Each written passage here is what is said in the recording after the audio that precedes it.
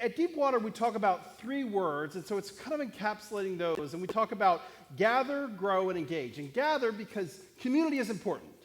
And what it means to be in community and connected is important in your faith. And also then growing in your faith is important because your faith should look different 10 years from now than it does now. And so there's a process and things we can do and ways that we can be connected, and they kind of blur together.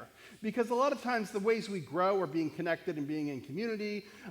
Being in community means we're doing things like centering our lives around the Bible, learning, and things like that. And today I want to talk about the third word that we use, which is engage.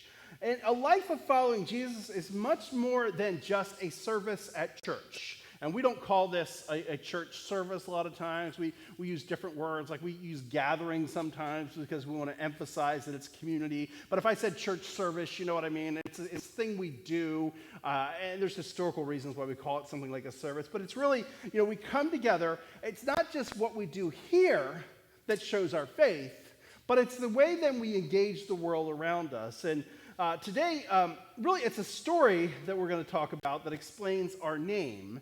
And some of you have heard this before, so it'll be like, oh, hey, I've known that. But it's, now it's after you're kind of a church for a while, people maybe stop asking you why you're called a certain thing. And we chose the word Deepwater, and it was funny because we thought, we're not going to be confused with other churches, but there was one in Nova Scotia.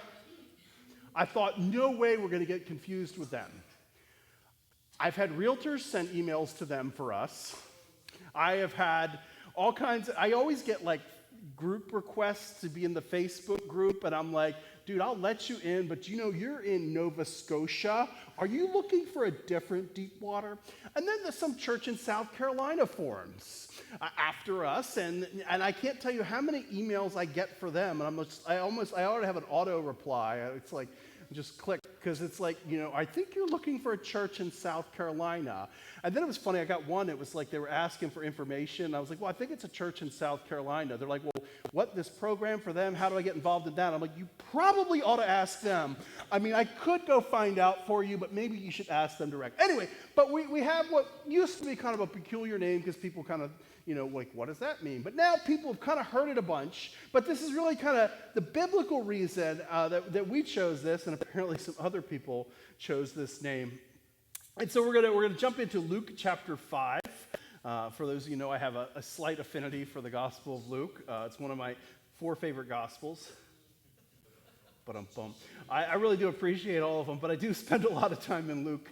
And so Luke chapter 5, I start to verse 1. One day Jesus was preaching on the shoreline of the Sea of Galilee. Great crowds pressed in on him to listen to the word of God. And this is why I didn't like the Chosen version of this, because I didn't think the crowd was big enough. So not to hate on the Chosen, but I'm picturing the Bible and the story and how they played it out. But I realized it was probably production budget. Who can afford a great crowd? That's more money. Anyway, so great crowds are kind of pressing in on him to listen to the word of God. He noticed 2 empty boats at the water's edge, for the fishermen had left them and were washing their nets. Stepping into one of the boats, Jesus asked Simon, its owner, to push down onto the water. And so he sat in the boat and taught the crowds from there. And so the Sea of Galilee, I mean, when we hear that, I don't know what you picture. It's kind of a giant inland lake, and it's about 64 square miles, 141 foot deep. Like I was reading some stats on it. It's a big lake. We're not talking Moore's Lake. We're not talking Silver Lake.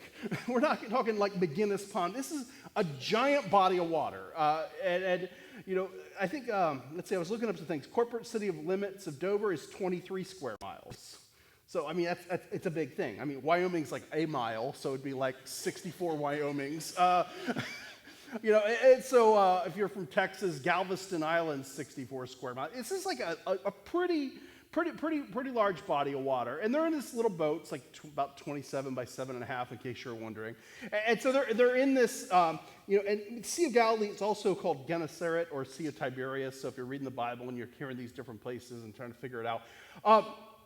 And so they go out into the water, and it does a couple of things. One, it sort of keeps you away from the crowds, because crowds have a way of pressing in, right? I've told you before, I had a great job one time. I was running security for Milli Vanilli, and I had to keep the crowds from pressing in. And some of you were like, I didn't know a crowd would be pressing in for them, but it was back in the day, and Just so you know, I knew they were lip syncing.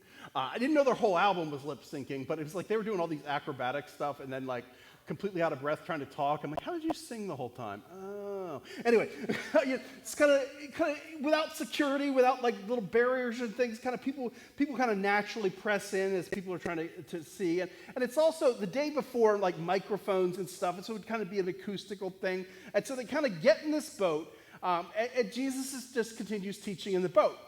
And it says, when he finished speaking, that is, he said to Simon, now go out where it is deeper and let down your nets to catch some fish. Now you might be, that doesn't get deep water, but NIV 1984 version, which was what I was reading at the time when I read this, I still remember, it says, when he finished speaking, he said to Simon, put out into deep water and let down the nets for a catch. And, Master, Simon replied, we worked hard all night and didn't catch a thing.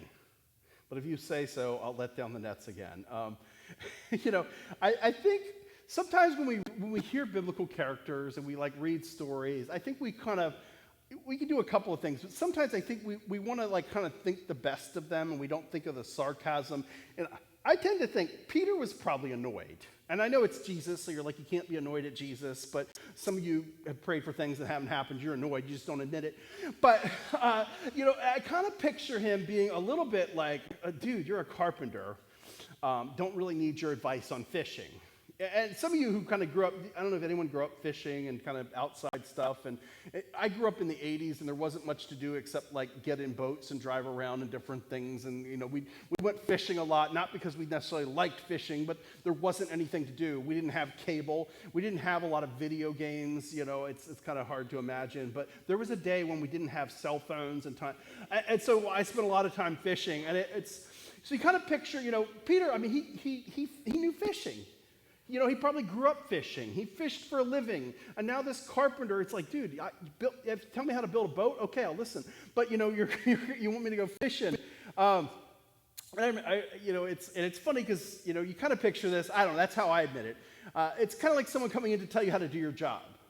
No matter what your job is, like if you're a server admin and someone comes in and starts telling you like how to do things, you're like, I don't know about that, buddy. Or, if you're law enforcement, whatever, if you build planes, if you fly stuff, it's like, you can you imagine like you're a pilot and the guy gets on the plane, he's like, I want you to watch out for the weather ahead, and I want you to, you'd be like, what are you, okay, whatever. And that's kind of how I picture it. It's like he might have just really been impressed by Jesus' teaching, but kind of thinking, I don't know about that. And so, Peter, I think he's got a doubting, but out of respect, and I picture him sort of reluctantly, like, okay, and I could be wrong, but this is how I picture it anyway. And it says, at this time, he does it. And it says, at this time, their nets were so full of fish, they began to tear. A shout for help brought their partners in the other boat, and soon both boats were filled with fish on the verge of sinking. Now, that's a lot of fish. If you normally caught this amount of fish, you'd probably have a bigger boat, right? And you kind of picture, like, hey, we're going to need a bigger boat. Because it was massive. I remember, I went fishing. I've told some of you this story. If you've ever been here when the blues are running down the inlet, it's like, you go down there and you're literally casting the line. You just start reeling it in because fish are coming in. And we got to the point our cooler filled up. We're just throwing, and we filled the bottom of our boat with fish. We did not get so many that our boat sank, though. That's a lot of fish. And so you kind of picture this. These fish are breaking the net. And it says this. When Simon Peter realized what had happened, he fell on his knees before Jesus and said, "Oh Lord, please leave me. I'm such a sinful man." For he was awestruck by the number of fish they had caught, as were others with him. His partners, James and John, the sons of Zebedee, were also amazed. And you kind of, "Oh Lord, please leave me. I'm such a sinful man." It's sort of an interesting thing because he doesn't say, "Oh, dude, show me that trick." Which is, what some of us might be thinking. If you're making your living off catching fish, you're like, okay, what's this carpenter know? He's got like a secret bait, some kind of lure going on. What is it? But I like how the Message translation I like here, it says, "Master, leave me. I'm a sinner. I can't handle this holiness. Leave me to myself." And, it's really, because Peter understands this is more than just a guy teaching. This dude is different. And sometimes our first reaction to meeting a holy God is like, God, you're so holy and I'm not. And that's sort of, I think, where Peter's going at. Now, the disciples were rough people. You know, James and John, you hear they're sons of Zebedee. They're also called the sons of thunder. Like, you don't get called the sons of thunder because you like library books and reading quietly in a corner, right? Like, these are some pretty tough dudes. You know, that'd be a great wrestling name. The Sons of Thunder, you know, I don't know. Good biker gang name, you know. Maybe there is a biker gang with that. I don't know. Maybe Drew knows. But, you know, they're tough guys. And Jesus replied to Simon, I love this. Don't be afraid. From now on, you'll be fishing for people. And as soon as they landed, they left everything and followed Jesus. And so they get this new commission, this new job to follow Jesus. And so I remember years ago when I was reading this, and I was before we'd started the church, and, you know, I read Deepwater, and I kind of have this little journal that sometimes I write things in it that I know I don't look like a journaling guy, and I'm a terrible journaler in so many ways, but I write down some things that kind of strike me as like, man, what does that mean? And I remember writing this down and going, why Deepwater? And if you know anything about me, I like books. I have a lot of books. I will keep buying books until there are no books left to buy. And then someone will print new books, and I'll buy those books. And, you know, some of you will say, you know, you haven't read the books you have. And that's true. I haven't read all of them, but it's good to have them just in case I need them. And I will have a ridiculous amount of books when I die, because he who dies with the most books wins. No, that's, some of you are like, that is not at all. But anyway, you know, and so at the time I was working on some school stuff, because I'm constantly in school. You know, the only thing better than going to school, you know, is graduating and then starting more school. Some of you are nerds and get it. Some of you are like, I want to stay as far away from school as possible. I'm a little nerdy. I am nerdy. So I remember when I read this, and I was like Deepwater, and I started searching for, you know, this, and I was like searching in books I had, and I really couldn't find any good answers. But I went to a library, and I was like searching all these journal articles and different things, and after tons of research, I didn't end up with anything. So that's very frustrating. It's like, you know, maybe I should write a PhD on this, because there's very little on this. Great PhD topic. So as you who are looking at doing a PhD in biblical studies, you know, this afternoon.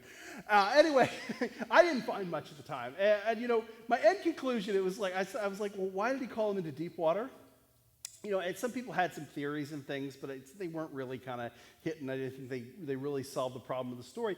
Really, in the end, it was like, because that's where the fish were. And they, you know, may not have been where they were looking, but it was where they needed to go. And those words really kind of started me on this journey of asking, you know, where is my deep water? You know, where is it that God is calling me to go fish and to seek people? And, you know, when we're naming the church, it was like, you know, naming a church is hard. Like, some of you have babies. Like, naming, for some reason, all our people with babies sit on this section. It's like they attract each other. Look, another baby, let's sit by them. And it's fun when they're all here.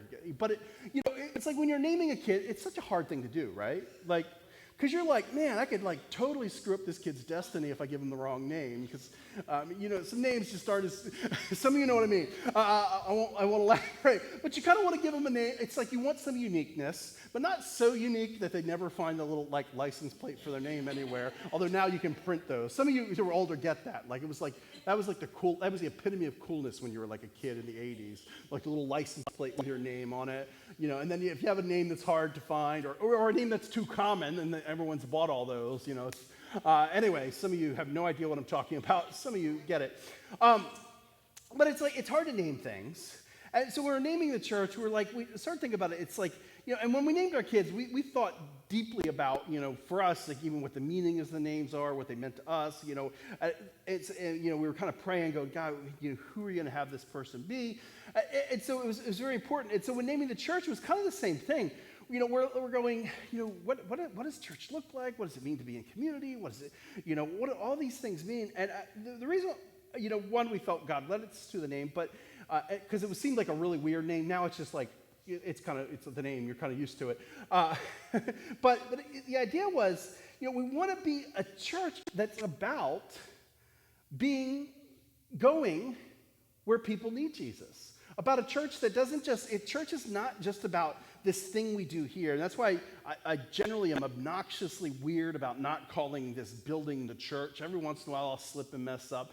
But it's the building where the church gathers, but it's not the church. I mean, place is important. We enjoy the building we have, but church is so much about who we're reaching out to, who we're connecting. And as a church, we never want to be about people like just about what's here.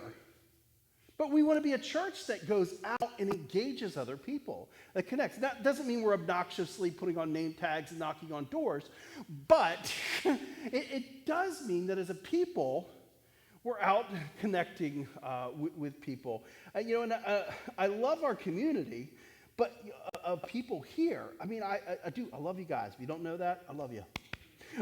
But our community needs to be people who also seek out and embrace other people.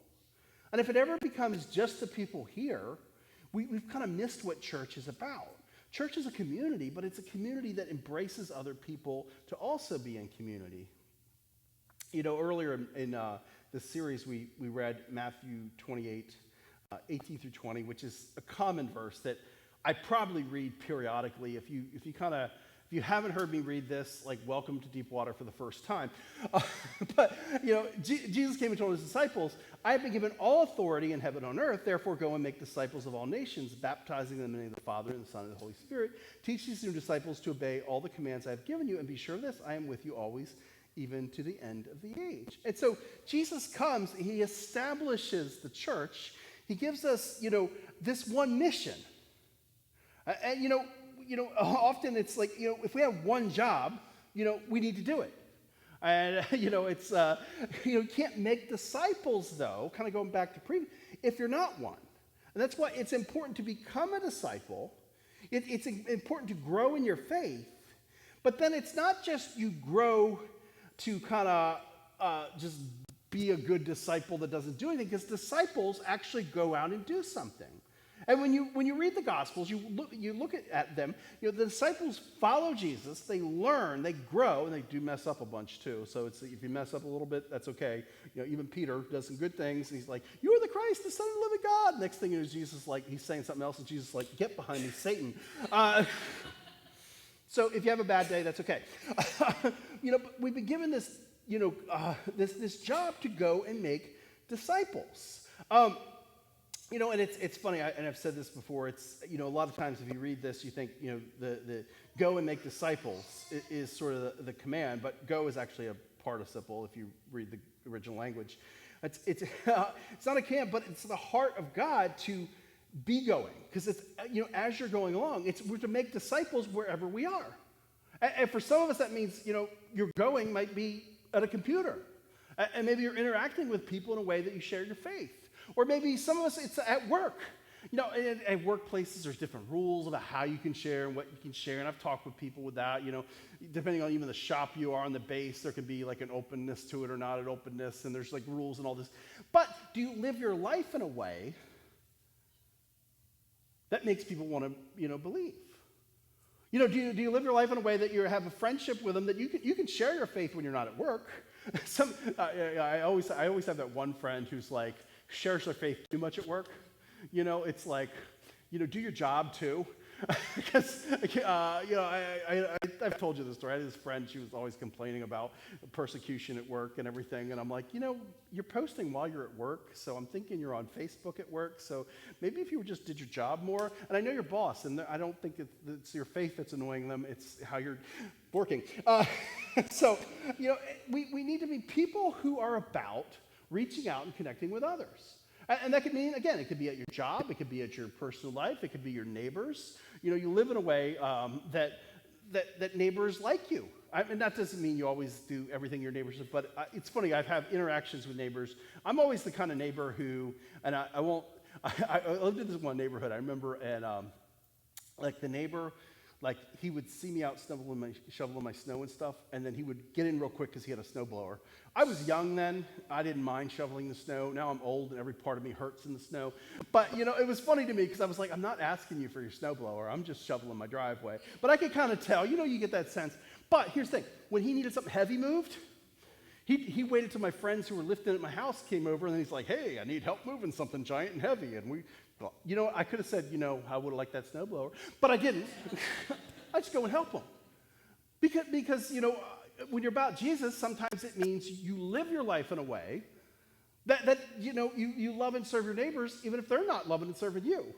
And so much of our faith is not just believing, but then living differently because of it. John 17 says this, starting in verse 13. It says, Jesus said, now I'm coming to you. I told them many things while I was with them in this world, so that they would be filled with joy. I've given them your word, and the world hates them because they do not belong to this world, just as I do not belong to the world. I'm not asking you to take them out of the world, but to keep them safe from the evil one. They do not belong to this world any more than I do. Make them holy by your truth. Teach them your word, which is truth. Just as you sent me into the world, I'm sending them into the world. And this is Jesus, he's calling us to be sent out into the world. And so we're made to be not just people who come to church, live our time at church, and then never interact or do anything. The idea is, we're supposed to be sent out into the world. We're supposed to do something with our faith. It's not just something that we enjoy on Sunday morning. It's not just something that we enjoy in a small group, which are all good things. Good things. We like those things. But we have to be people that engage the world around us. Because how else are they going to know? And, Jesus could have stayed away from the world, right? We're sinful, we're broken, we're jacked up, we got problems. Jesus could have said, man, they messed up. We're just going to wipe the slate clean and start over. But he doesn't. What does he do? He wraps himself in flesh, comes down and lives among us. And in the same way, we are incarnational. That's what we call it, the incarnation, that he wrapped himself. We need to be people who then go into the world and engage others like Jesus engaged people. Jeremiah 29:7 says, and work for the peace and prosperity. This is this is when they're in exile, bad things happening. They're not at the height of their faith. God's saying, hey, I'll have plans for you and all that. We love that verse. But Jeremiah 29:7 says, and work for the peace and prosperity of the city where I sent you into exile. Pray to the Lord for it, for its welfare will determine your welfare. Your shalom, your well-being. The thing is, the world should be a better place because we're in it. And I think we have to ask ourselves, think about your neighborhood, think about your workplace. Is it a better place because you're in it and because of your faith? Or if you left, would it be a better place? Because if you left and it would be a better place, we got to work on the way we're living. And I think a lot with our neighbors, it's, are you loving and kind to your neighbors? Oh, and at work, are you loving and kind to the people at work? Even often in spite of how they act and react, right? Because there's, I can't make my neighbor be Christianly. Is that a word, Christianly? I don't know, Christian. I can't make them behave Christianly, but I control my own behavior. I control the way I live. And ultimately, I'm not accountable to them for whether I live faithfully. I'm accountable to God. Do I live faithfully? Am I a witness to faith? We were talking about this in James. I love this passage. A little bit longer, so hold with me. James chapter 2, starting verse 14, says, what good is it, dear brothers and sisters, if any of you say you have faith but don't show it in your actions? Can that kind of faith save anyone? Suppose you see a brother or sister has no food or clothing, and you say, goodbye and have a good day, stay warm and eat well, but you don't give that person any food or clothing. What good does that do? That just sounds like good advice. This is just James speaking truth, man. He is dropping knowledge. And so he says, you see, faith by itself isn't enough. Unless it produces good deeds, it is dead and useless. Now, someone may argue some people have faith, others have good deeds, but I say, how can you show me your faith if you don't have good deeds? I will show you my faith by my good deeds. you say you have faith, for you believe that there is one God. Good for you. Even the demons believe this, and they tremble in terror. How foolish. Can't you see that faith without good deeds is useless? Now, it's funny because if you're in theological circles, this is like when you just want to go, you're an idiot theologian. I like to hang out with academic people and everything, and it's like there's always this tension between James and Paul, because Paul is saying it's by faith alone, and James is saying it's faith and deeds. No, what he's saying is, and this is pretty clear to most of us who maybe haven't been theologically trained, it is by faith and faith alone. But if I really believe, if I'm really a follower of Jesus, it changes the way I live. It's natural. We're not made right with God by anything we do, but it should change the way we live. We were talking about this in men's group the other day because there's this common saying in churches, and it's like, the greatest distance in the world is I think 18 inches. I don't think that's 18 inches for me. Maybe for really tall people, but kind of from your head to your heart. Because, there's intellectual belief. We can believe and think things are true, but, sometimes it's hard to actually believe them. And I would say it's like, the problem is it needs to go from the head to the heart, although we know that's not actually where we believe things, but that's how we do in our culture. From our head to our heart to our hands and our feet. Maybe to our mouths for some of us too.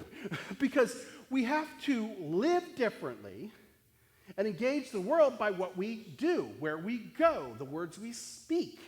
And faith isn't just something that we know and believe, but faith is something that, should change the way we live. Now, I've said this before. I believe in George Washington. Do you guys believe in George Washington? You believe it's historically true? I think they found recently, they were doing an excavation in his house and they found cherries or something, and I was kind of laughing. I don't know, they should have found wooden teeth, but they probably rotted by now. I don't know if any of that stuff's true about George Washington. But here's the thing, I believe in George Washington, but although I did cut up a cherry tree recently. Generally, I'm not going out. That was because someone had a cherry tree drop down and I cut it up for firewood. But generally, I'm not going out chopping down cherry trees, right? I'm not crossing the Delaware River in a boat. Some of you, anyway. I'm not attacking the British, especially because that's awkward because there's no British really here and we like British people. but it would be weird.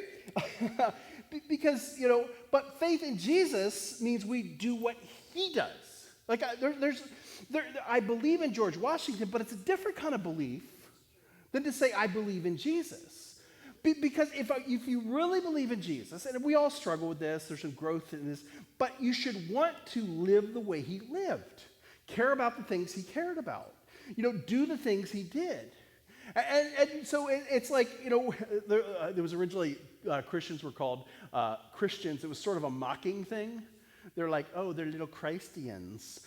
It was sort of a slur. And we're like, we'll take that. Kind of like Gen X. They said, we're nothing. We're the Gen X. And we're like, yes, we love the X. Some of you are at Gen X, my people.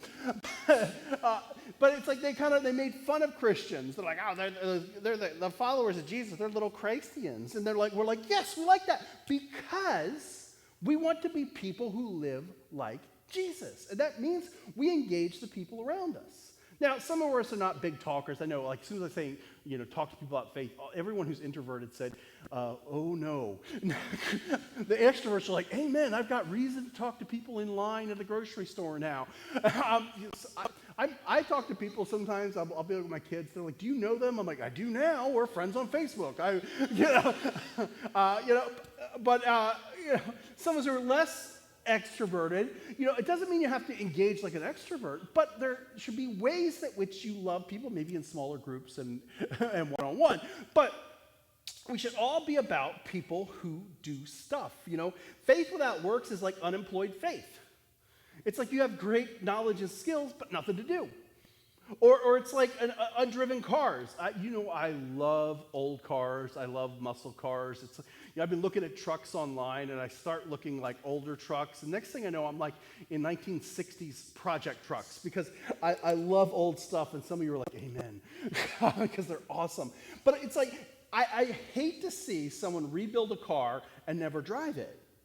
Like it would be a shame if you bought an expensive sports car and just like sat it in your garage, right? You'd be like, that's weird. Like if I buy a McLaren, I want to drive the McLaren, I want to go out and do things with it. And so faith without works is like buying a sports car and lock it in your garage. Faith in Christ should move you to engage the world.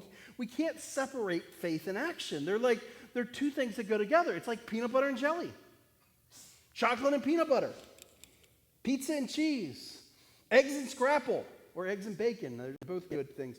Syrup and pancakes, Peeps and Easter. No, I'm kidding. That was just for those. Maybe that's just for some. But it's this natural thing. And it's like sometimes we make it into something more complicated than it should be. Faith should be, like telling, a fish they can't have water. It's like saying you shouldn't live as a Christian. It's like, it's telling a lion not to hunt. It should be a natural thing as we grow in our faith to engage the world in a Christian way. I think, I assumed you'd be wearing a Bills thing. But, it's like, usually, there we go. Got something for the Bills. But, it's like you could have the Bills gear, and you could have the Bills cup.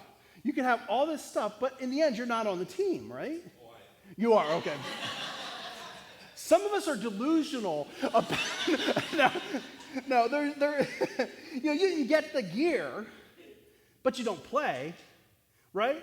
And I've had friends who, like, I had a friend who, like, they went to Del State, and they said people would buy all the gear and act like they're on the football team and never go out for the football team.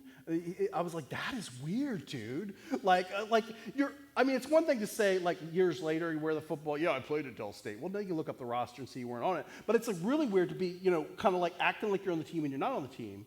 But a lot of us, we get the uniform of faith. We get the uniform of what it means to be a Christian, but we never go out and play.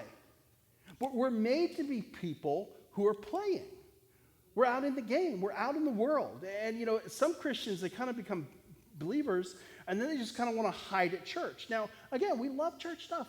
We love doing this thing we call church. You are the church. We like this. But community is not just something for our own good.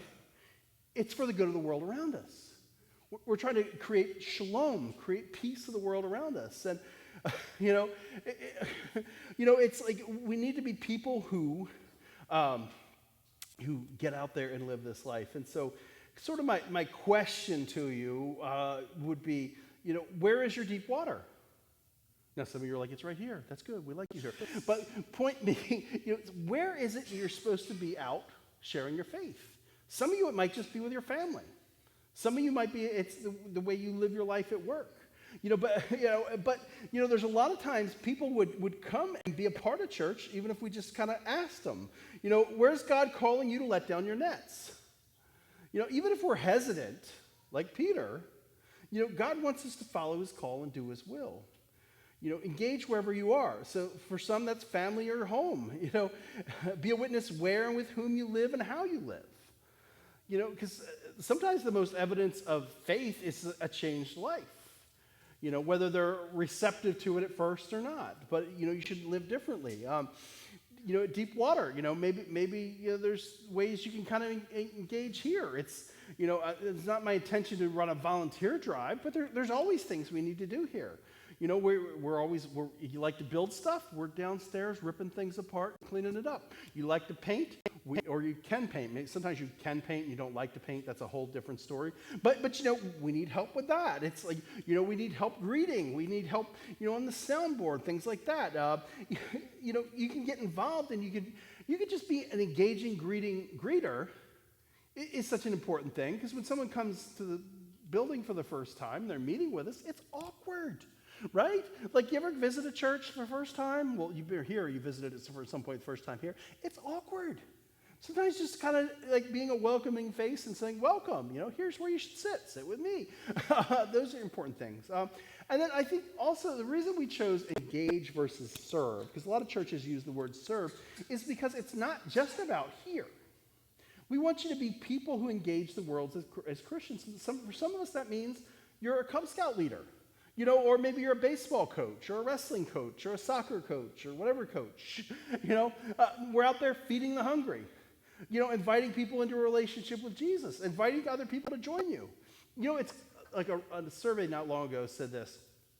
Among the unchurched, 55% they would attend church if invited by a family member. That's crazy. 55%. I mean, I was thinking it would be 5%. 51% said they would attend church invited by a friend or neighbor.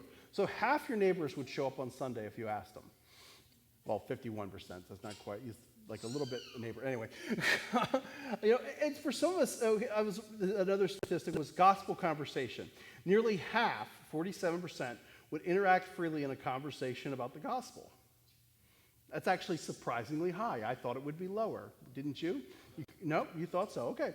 Another third would actively listen without participating, because we all, kind of like curious, but you don't want to say anything. 8 in 10 unchurched Americans would welcome a gospel conversation. That's actually pretty high, I think. But here's the thing. We need to be people who engage the world in faith. You're fortunate somehow you find faith and you're here. But there's other people who just want to hear. And so just the way, and it doesn't have to be like, I think sometimes people feel like they need to know more than they know. Sometimes faith is just kind of going, I'm a believer, this is what I believe, and this is how I live, and this is what Jesus has done for me. You may not know every answer to every question. You may not understand, the Epic of Gilgamesh and how it relates to the Old Testament, but I don't think there's a lot of people who are asking those questions. If they're asking those questions, let's come have coffee, because I love those questions. And some of you are like, I don't even know what Gilgamesh is. That's good. A little overrated. God gives us his Holy Spirit, and he calls us to live in a way that's different. And, who's God calling you to reach? What step of faith do you need to take, and how is he calling you to engage the world?